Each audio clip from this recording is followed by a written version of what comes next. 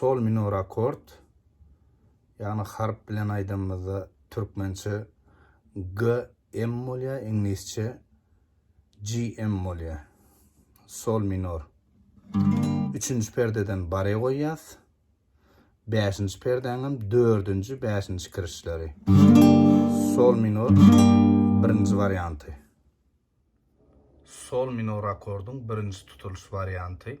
3-nji perdeden bare, 5-nji perdedenem 4-nji 5-nji kirişler.